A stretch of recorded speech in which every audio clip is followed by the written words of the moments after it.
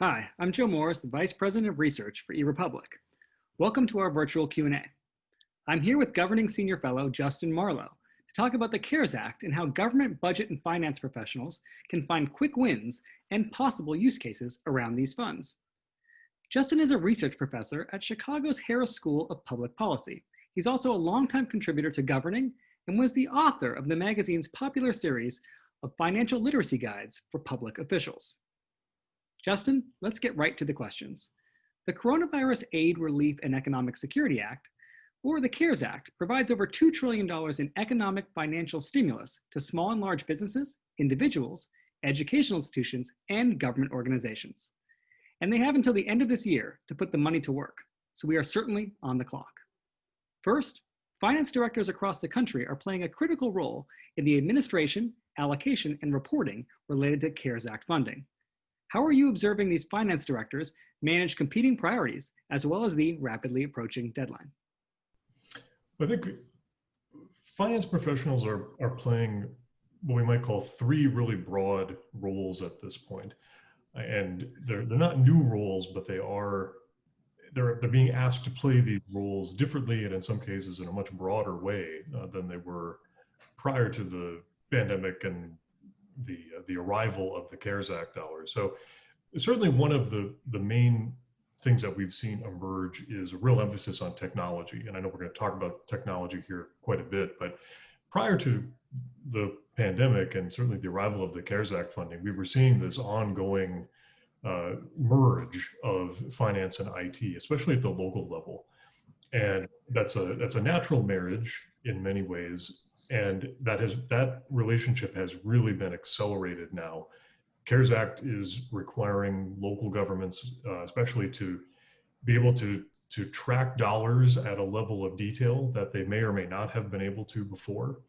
It's forcing them in many cases to have to think about where dollars are spent according to very different categories or very different degrees of transparency than what they were asked to do before. And in many cases, it's forcing them to really layer on a whole new set of considerations around eligibility requirements and other restrictions on dollars as the federal money arrives.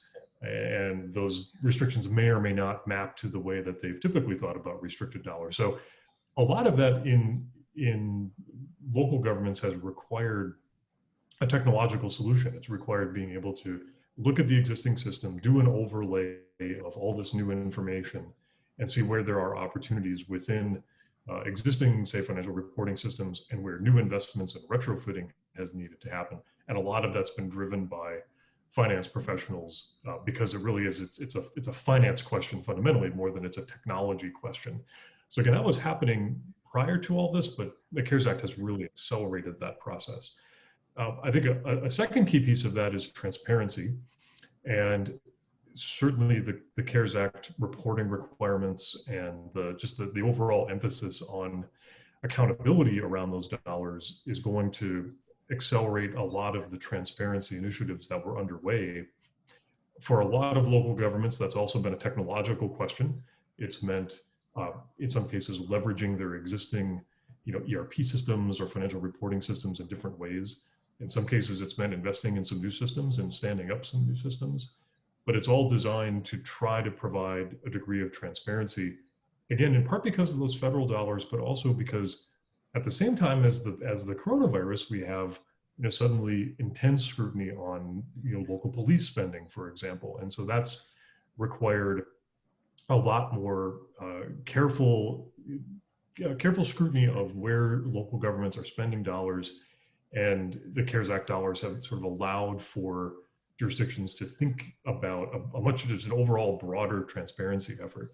And I think the third main area we're seeing finance directors really in the middle of all of this is finding ways to creatively, what we might call, repurpose existing dollars. In a lot of local governments, and state governments too, there's dollars that have strings attached, but they're kind of local strings. Maybe levies that have specific purposes, maybe encumbered dollars or earmarked dollars. And so once those CARES Act dollars have started to arrive, a lot of local governments have said, well, how can we take existing dollars, repurpose them within the legal and other parameters that are in force, and then use those dollars to, say, match other federal dollars, or use those dollars to backfill dollars that we would have otherwise lost, where we can spend CARES Act dollars in other areas where we would otherwise have, say, general fund dollars. So a lot of that kind of creative repurposing of dollars, the finance folks have been really in the middle of that. And again, some of that's a technological exercise, and a lot of that is just being creative and really being on top of what the community's needs are and how they can respond to those needs. Yeah, that's interesting. You have this convergence of factors that sounds like it will demand more sophisticated technological tools to support a lot of that activity, or to give those folks better visibility into what they're doing. Absolutely. So for the second question, Justin, there are many government agencies still grappling with using these funds before the deadline. What role, if any, can a finance director play to ensure that these funds are used in a timely manner? Yeah, it's been a moving target. When I talk to finance directors, especially, they say, the guidance from the federal government it's been good, but it's also been kind of forthcoming for a long time and multi-layered, and again, it feels like a bit of a moving target. I think what we're seeing is finance directors take on a couple different roles here. Many jurisdictions have decided to take an approach of what we might call, we're going to ask for forgiveness, not permission. They've decided that they're going to use these dollars and use them in ways that they interpret to be in line with what the CARES Act is allowing, and in turn providing just clear documentation on what their policies were, how they spent those dollars, provide the kind of transparency that I was describing before. And the idea is that that'll be enough, that the federal government later on will say that was an appropriate use of those dollars. And so we're seeing finance directors in those positions have to build out a lot of documentation, take a lot of existing policies and maybe beef them up, put them, make them available, put them out on the web and so forth. So that's been kind of one model. But then there's been another model where we've seen finance folks really take the lead in helping to engage with those requirements as they've unfolded. I've talked to CFOs who are saying, for the first time they've had to navigate, the FEMA, process of like accessing FEMA disaster relief dollars. They've never gone through that process before, but the FEMA dollars are available now for all sorts of things that they weren't available for before. And so finance folks have been sort of just tasked with being the liaison to that and working through the technical and financial and legal challenges. And that's been a really important role for them, and something that they were, uniquely qualified to be able to step in and do. So we've seen those kind of two basic roles, and lots of gray area, of course, in between them. But finance folks, in addition to all those sort of technological and other kinds of innovations that we talked about a second ago, those are in terms of just the day-to-day work, those are two big changes we've seen. Yeah, kind of building on that. Are there some specific areas where you can find quick wins over the next 60 days, given how fast this deadline is approaching? Yeah, a couple of things come to mind right away. So again, if you're a jurisdiction that's taken the forgiveness, not permission kind of approach, you want to have all of those policies, procedures, documentation ready to go and available already or available very soon. You're seeing a lot of finance folks that are paying very careful attention to the emerging guidance from, say, the Governmental Accounting Standards Board, which has been, it's an interesting thing. And, in accounting, we have this term we like to call extraordinary items, right? Sort of one-time things that show up particularly on the revenue or the spending side. And of course, you could call like all of COVID an extraordinary item and all of the CARES Act an extraordinary item. And the guidance from the accounting folks has been that some of that's true, but that a lot of the CARES Act dollars actually fit within the accounting and reporting principles that we've had in place for a long time. So there, I think a quick win in a lot of finance departments has been to know how they're going to do the reporting when they're asked to do that reporting relatively soon, and to make sure that their documentation and their processes are consistent with the way that they'll be doing that reporting. That's a big win for a lot of them. I think in another area, going back to transparency, there's been a big demand for transparency, certainly on the financial side, but also transparency that weds both financial and non-financial performance measures. And I think that's been a thing that a lot of finance departments have been able to do, sort of take data that they had, clean it, vet it, make sure that it's up to their standards, and then make it available in a way that it was not available right alongside the financial data.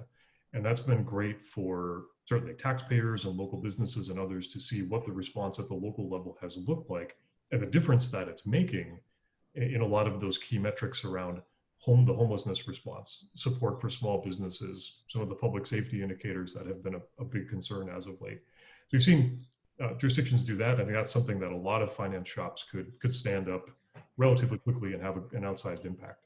Technology has played such a vital role in keeping government and education services rolling during the pandemic.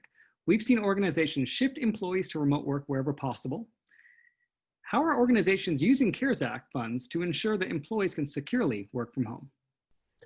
Yeah, my sense from, again, conversations with lots of CFOs at both the state and local level is that the consensus seems to be that the CARES Act dollars really are not only an appropriate application that the technology is not only an appropriate application of the CARES Act dollars, but actually kind of one that's encouraged. It has, there's a strong case to be made from a public health standpoint and certainly from a business continuity standpoint that having workers work remotely but continue to do their jobs in local government is a good thing for everyone. And so I've heard of dozens of jurisdictions that have, are putting in some cases, 9-figure, no, 7-8-figure, investments into technology. Again, some of that was already underway and the CARES Act dollars have accelerated it. But in many cases, you're seeing, local governments especially decide that now's the time to go forward with a systems update that they had been planning for a long time that will allow people to work from home. And another important component of that is the desire to try to automate systems that don't have to be as human capital intensive. So if you think about the typical 311 system in a city, a lot of them are well staffed by people. To the extent that some of those processes can be automated and people can take care of that on their own, permitting, licensing, those sorts of things, that frees up those really great knowledgeable 311 folks to try to now help people navigate a whole new type of body of services that local governments are providing around small business support or homelessness or all kinds of other services. So allowing technology to put the human capital in the places where it's most needed and where it can have the biggest impact, I think has also been an important application of investments in technology. These are federal funds and they come with a variety of strings attached. What are some of the permissible uses for these relief funds? And do you have any suggestions or best practices for those that are administering this money? Yeah, we certainly heard some. I think right now the best guidance is it's more about what not to do. There are certainly some colorful examples out there, where we've heard about local governments, for example, taking CARES Act dollars to repave roads near healthcare facilities rather than actually investing in healthcare facilities. We've heard of CARES Act dollars being used for things like property tax credits. The idea being that supports small business and keeps people on the payroll and helps with the local economic response. The problem in some cases has been that these are small businesses that were fine without a property tax credit. Their business hasn't really been all that impacted, and at least it has the optics of being kind of an opportunistic taking advantage of the program. So I think where those sorts of things have happened, they've been well publicized, and I think a lot of local governments have, and state governments too, have taken heed of that and said, okay, let's not stretch it in that direction. But outside of those, really obvious cases where it's not an investment that is unique to the public health response, or it's not an investment that's unique to COVID and the response to COVID, I think we've seen lots of good applications, lots of good uses of these dollars.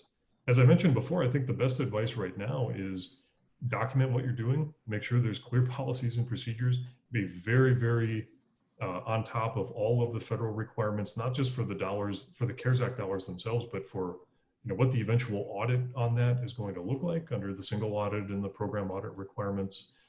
that's all going to apply just as it applied before.